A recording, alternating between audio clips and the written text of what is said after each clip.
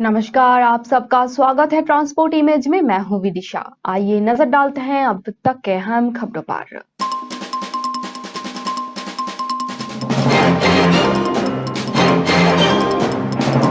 गाजियाबाद में रात 10 बजे के बाद डीजे बजाने पर होगी कार्रवाई। इस वजह से लिया गया ये निर्णय।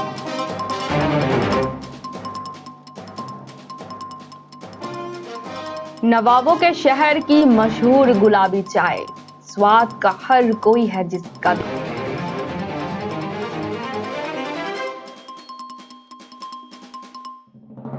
जयपुर ग्रेटर निगम पर संसदों विधायकों का रवैया भारी। अब सीधे सरकार को भेजा जाएगा बजट प्रस्ताव।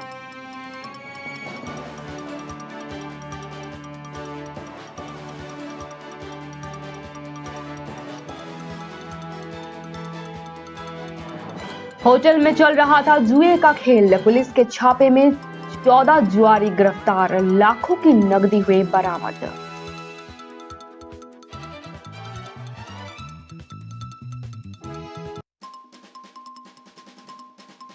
आईआईटी बम्बई में छात्र के आरोप से मचा बवाल। दंपति पर काले जादू और अप्राकृतिक यौनाचार का केस दर्ज किया गया।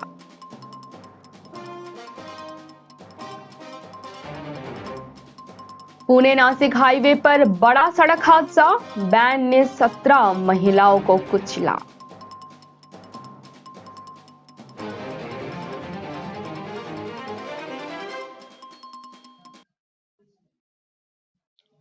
हाँ, ये जानते हैं खबरें विस्तार से। जिले में रात 10 बजे के बाद डीजे या संगीत के अन्य माध्यम तेज आवाज से बजाने पर कार्रवाई की जाएगी। गाजियाबाद के डीएम ने इस संबंध में आदेश जारी कर दिए हैं। इस तरह की समस्या होने पर लोग संबंधित पुलिस थाने में शिकायत कर सकते हैं। ये आदेश तत्काल प्रभाव से लागू कर दिया गया है। गाजियाबाद प्रशासन के अनुसार 16 फरवरी से बोर्ड की परीक्षाएं शुरू होने वाली है। इस दौरान परीक्षा की तैयारी कर रहे छात्रों को डीजे या तेज आवाज वाले संगीत से परेशानी हो सकती है और उनकी पढ़ाई में भी खलल पड़ सकता है। इसी को ध्यान में रखते हुए ये आदेश जारी किया गया है। इस तरह के परेशानी होने और पर मुहर्रम लोग में स्थानीय डीजे और पुलिस थाने या लाउडस्पीकर पर चौकी पर प्रतिबंध शिकायत लगा। दर्ज करवा सकते हैं। पुलिस ऐसे लोगों पर कार्रवाई करेगी।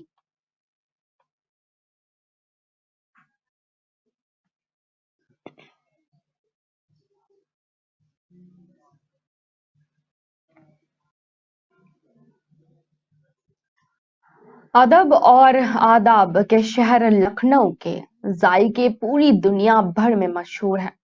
वहीं इस गंगा जमुनिया तहजीब के शहर की एक ऐसी चाय है जिसे दुनिया भर में अपनी अलग ही छाप लोगों के ऊपर छोड़ी है। इस चाय को यूं तो कश्मीरी चाय कहते हैं, लेकिन इसका रंग गुलाबी होने की वजह से कुछ लोग इसे गुलाबी चाय भी कहते हैं। इसका स्वाद सामान्य चाय से एकदम हटकर लगेगा। ये चाय 5 या 10 मिनट में नहीं बनती है, बल्कि इसे बनाने में पूरे 4 घंटे लग जाते हैं। वहीं 4 घंटे के बाद जब ये चाय बनकर तैयार होती है, तो इसके पीने वालों की तादाद खास तौर पर दुकान पर नजर आती है। ये जानकर हैरानी होगी कि ये चाय लखनऊ के छोटे इमाम बाड़े के पास कश्मीरी चाय कॉर्नर के नाम से मशहूर दुकान पर मिलती है। ये दुकान रोजाना शाम 4 बजे खुलती है और रात को 11 बजे बंद होती है। इस दौरान करीब 300 से भी ज्यादा चाय बिक जाती है।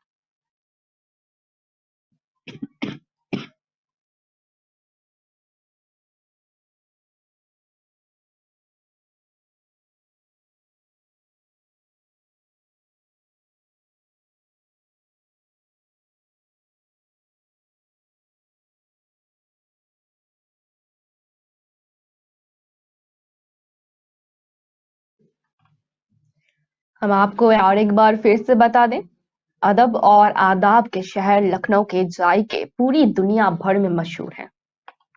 वहीं इस गंगा जमुनी तहजीब के शहर की एक ऐसी चाय है जिसे दुनिया भर में अपनी अलग ही छाप लोगों के ऊपर छोड़ी है। इस चाय को यूं तो कश्मीरी चाय कहते हैं, लेकिन इसका रंग गुलाबी होने की वजह से कुछ लोग इसे गुलाबी चाय भी कहते हैं। इसका स्वाद सामान्य चाय से एकदम हटकर लगेगा। ये चाय 5 या 10 मिनट में नहीं बनती है, बल्कि इसे बनाने में पूरे 4 घंटे लगते हैं। वही 4 घंटे के बाद जब ये चाय बनकर तैयार होती है, तो इसके पीने वालों की तादाद खास तौर पर दुकान पर नजर आती है। जानकर हैरानी होती है कि ये चाय लखनऊ के छोटे इमामबाड़े के पास कश्मीरी चाय कॉर्नर के नाम से मशहूर दुकान पर मिलती है। ये दुकान रोजाना शाम के 4 बजे खुलती है और रात को 11 बजे बंद होती है। इस दुकान में करीब 300 से भी ज्यादा चाय बिक जाती है।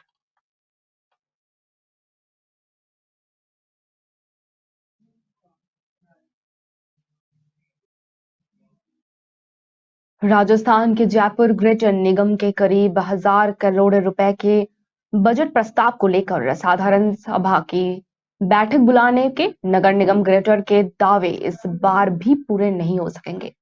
विधायकों और सांसदों की स्वीकृति नहीं मिल पाने के कारण ग्रेटर नगर निगम इस बार भी सरकार को सीधे बजट भेजेगा। हालांकि कहा तो ये भी जा रहा है कि पूर्व बैठक के प्रस्तावों को बजट में शामिल किया जाएगा, लेकिन सब कुछ बजट पास होने के बाद ही साफ हो पाएगा। जयपुर नगर निगम ग्रेटर में बजट पास कराने के लिए साधारण सभा की विशेष बैठक बुलाने की तैयारियां की गई थी और इसके लिए मेयर डॉक्टर सौम्या गुर्जर ने ग्रेटर एरिया के सभी विधायकों और सांसदों को लेटर लिखकर बैठक करने की अनुमति भी मांगी थी। 30 जनवरी को इन सभी विधायकों और सांसदों को पत्र लिखकर 9 फरवरी को बैठक बुलाने की अनुमति मांगी गई थी, लेकिन तब भी माननीय की संस्कृति नहीं मिल पाई। जबकि मेयर ने दोबारा सभी को पत्र लिखकर 15 फरवरी को विशेष बैठक बुलाने की अनुमति भी मांगी।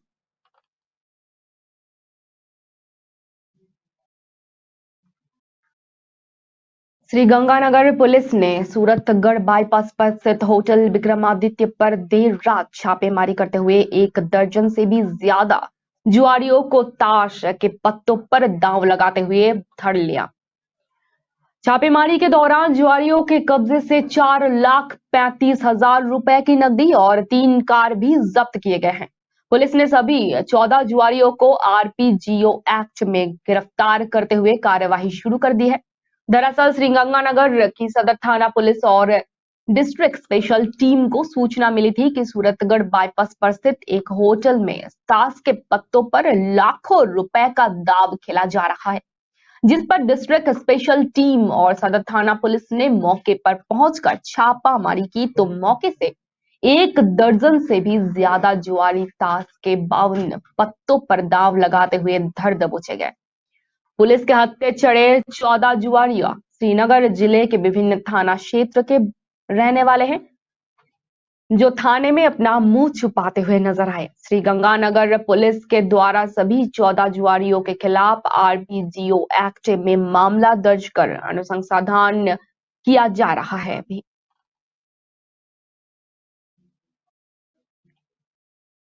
आईआईटी बॉम्बे के छात्र ने एक दंपत्ति पर उस पर काला जादू और उसे अप्राकृतिक तांत्रिक सेक्स में शामिल करने का आरोप लगाया है। छात्रा ने मुंबई पुलिस में प्राथमिकी दर्ज करवाई है। पुलिस ने छात्र की शिकायत पर कार्रवाई करते हुए दंपति के खिलाफ मामला दर्ज कर लिया है। रिपोर्ट के अनुसार आरोपी शख्स की उम्र 40 वर्ष के आसपास बताया जा रहा है। छात्र ने अपने शिकायत में दोनों आरोपियों पर हत्या के प्रयास का भी आरोप लगाया है। पुलिस ने शनिवार को मामला दर्ज करते हुए बताया कि अभी तक इस केस में किसी की गिरफ्तारी नहीं हो पाई है, जबकि पुलिस के वरिष्ठ निरीक्षक बुधन संबात ने इंडियन एक्सप्रेस के हवाले से बताया कि शिकायतकर्ता जो 30 वर्ष के आसपास की उम्र का है, आरोपी से 2 साल पहले ग्रिटर ऐप के जरिए मिले थे। पुलिस ने यह भी बताया कि दोनों आरोपी उच्च शिक्षित हैं और अच्छी नौकरी करते हैं।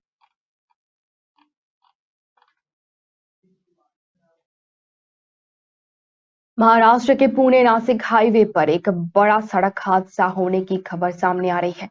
एक वैन ने 17 महिलाओं को कुचल दिया, जिससे 5 महिलाओं की मौत हो गई। वैन के कुचलने से 14 महिलाएं घायल हो गए, जिनमें से 3 की हालत गंभीर है। रात को पुणे में खेड़तला तहसील के पास पुणे नासिक हाईवे पर यह भयंकर सड़क हादसा हुआ। बताया जा रहा है कि सड़क पार करते समय एक एसयूवी कार ने 17 महिलाओं को टक्कर मार दी। सभी घायल महिलाओं का इलाज निजी व चंदौली के ग्रामीण अस्पतालों में चल रहा है। बताया जा रहा है कि ये सभी महिलाएं पुणे शहर से खाना बनाने के लिए खेड़ तालुका के सिरोली स्थित मंगल कार्यालय जा रही थी। ये महिलाएं रात के समय के आसपास हाईवे को पार करती हैं। यह हादसा रात के करीब 11 बजे पुणे से नासिक जाने वाले लेन पर हुआ। सड़क पार करते समय एक एसयूवी कार ने इन महिलाओं को टक्कर मार दी। महिलाओं को कुचलने के बाद वाहन चालक सड़क के डिवाइडर को तोड़कर वैन लेकर फरार हो गया। पुलिस इस मामले में आगे की जांच कर रही है।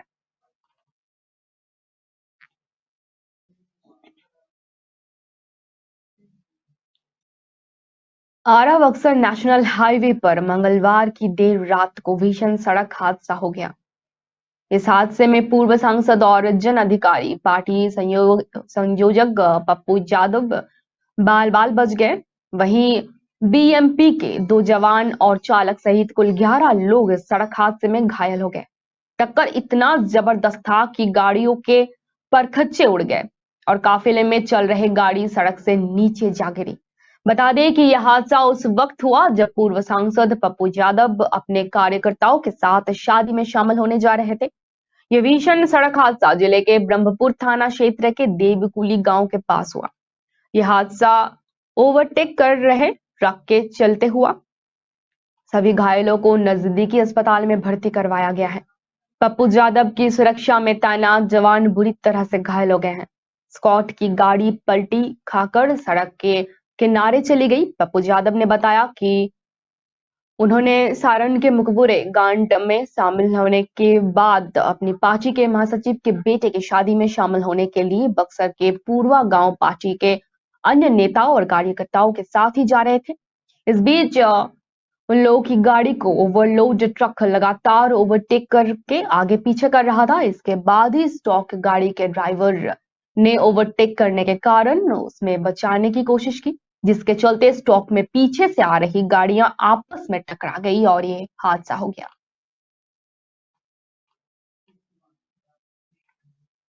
डाक विभाग की ओर से फरवरी माह में सुकन्या समृद्धि योजना के लिए बड़े पैमाने पर अभियान चलाया जा रहा है। इसके तहत बेटियों के विशेष रूप से खाते खोले गए। उत्तर प्रदेश में यहाँ 2 दिन में करीब 95,000 बेटियों के अभिभावकों ने खाते खुलवाए हैं। अधिकारियों के मुताबिक भारतीय डाक की ओर से सालाना औसत 33 लाख सुकन्या समृद्धि खाते खोले जाते हैं। पूरे देश में पिछले 8 वर्षों में कुल 2.7 करोड़ खाते खोले जा चुके हैं। भारतीय डाक द्वारा एकेएम और अमृतकाल की शुरुआत के उपलक्ष्य में 7.5 लाख सुकन्या समृद्धि खाता खोलने के उद्देश्य से एक विशेष जागरूकता अभियान 9 और 10 फरवरी को पूरे भारत में चलाया गया था, जिसके तहत 1 लाख से भी अधिक डाकघरों में कुल 10.90 लाख सुकन्या समृद्धि योजना के तहत खाते खोले गए।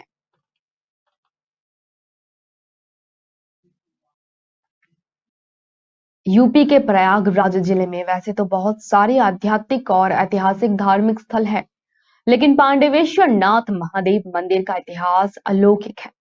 कारण ये है कि इस मंदिर का निर्माण पांडवों ने करवाया था। ऐसे में महाशिवरात्रि के अवसर पर यहाँ भक्तों का विशाल जमावड़ा लगता है। जिले और प्रदेश से भक्त यहाँ भगवान शिव के दर्शन करने के लिए आते हैं। मान्यताएं हैं कि ऐसा करने से घर में दरिद्रता दूर होती है।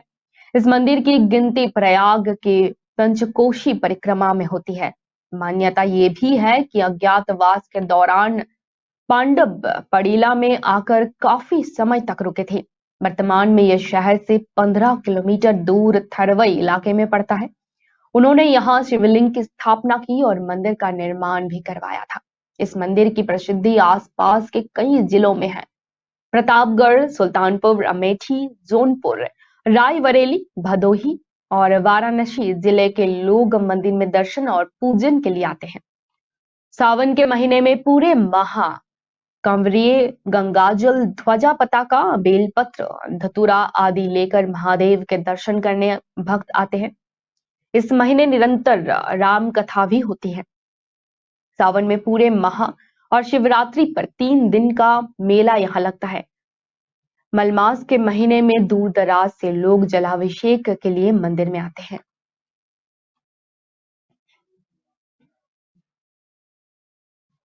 प्रदेश में चल रहे सर्द हवाओं ने लोगों की मुश्किलें एक बार फिर बढ़ा दी हैं। बिहार में बीते 2 दिनों से पछुआ हवा के कारण फिर से लोगों को ठंड का एहसास होने लगा है। वहीं दिन के तापमान में भी गिरावट दर्ज की गई है। सोमवार को पछुआ हवा के प्रभाव से कनकनी महसूस किया गया था। इसी के चलते राज्य के कई जिलों में ठिठुरन भी बढ़ गई। हालांकि राज्य के कई हिस्सों में धूप खिलने से लोग राहत की सांस ले रहे हैं, पर शाम होते ही मौसम सर्द हो जा रहा है। मौसम विज्ञान के अनुसार अगले 1 हफ्ते तक मौसम के साफ रहने की संभावना है, मगर तेज हवा 2 से 3 दिन तक बंद नहीं होने वाली है। सोमवार को 47 किलोमीटर प्रति घंटा की रफ्तार से हवा चल रही थी। ठंडी हवा के कारण एक बार फिर से लोगों को सर्दी का एहसास होने लगा है।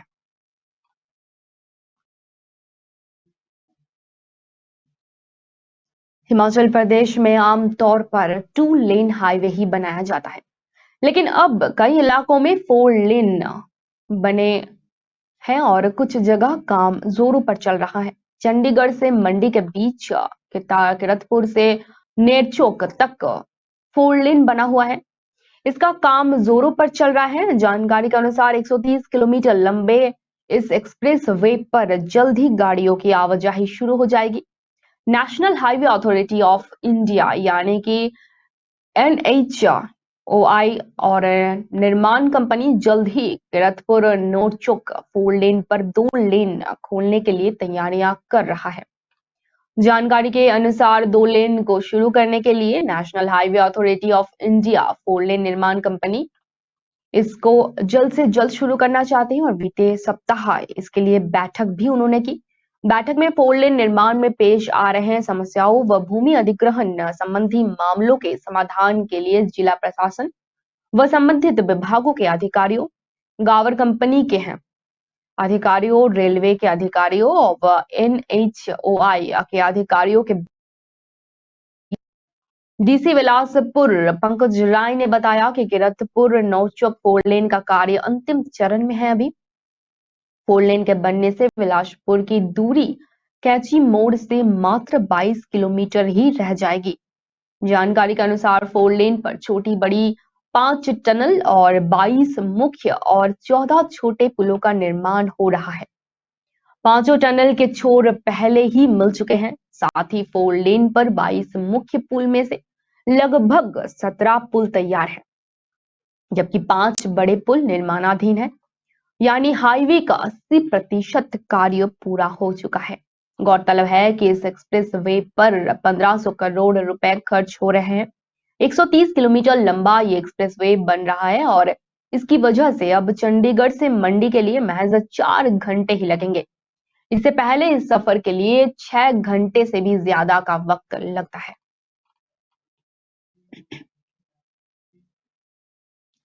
जबलपुर में एक पिता अपने बच्चे को स्कूल छोड़ने बाइक से जा रहा था। पीछे से आए तेज रफ्तार डंपर ने उन्हें रौंद दिया।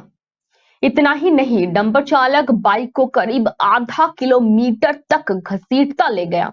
दर्दनाक इस हादसे में पिता और पुत्र दोनों की मौत हो गई।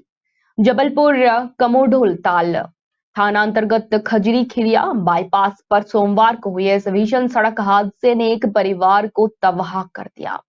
हादसे में पिता और बच्चे की मौत हो गई, जिसे देखकर हर किसी की आंखें नम हो गई है। हादसे के बाद स्थानीय लोगों ने हाईवे जाम कर दिया और प्रशासन को तत्काल मौके पर बुलाकर हादसे को रोक लगाने के लिए कदम उठाने की मांग की। जानकारी के मुताबिक पानागढ़ थाना अंतर्गत नूनिया कलना गांव के रहने वाले रमेश चौबे अपनी पत्नी और 14 वर्षीय बेटे अंश को स्कूल छोड़ने जा रहे थे। वे जैसे ही खजरी खिरिया बाईपास पहुंचे तभी डंपर क्रमांक ने उन्हें टक्कर मार दी। टक्कर लगते ही बाइक पर सवार रमेश की पत्नी और बेटा उछलकर दूर गिर पड़े। वहीं रमेश चौबे बाइक के साथ ही ट्रक के नीचे आ गए। ट्रक करीब आधा किलोमीटर दूर तक उन्हें घसीटता हुआ ले गया। इस हादसे के तत्काल बाद मौके पर मौजूद ग्रामीणों ने घेराबंदी कर डंपर को रुकवाया और चालक को पकड़ लिया।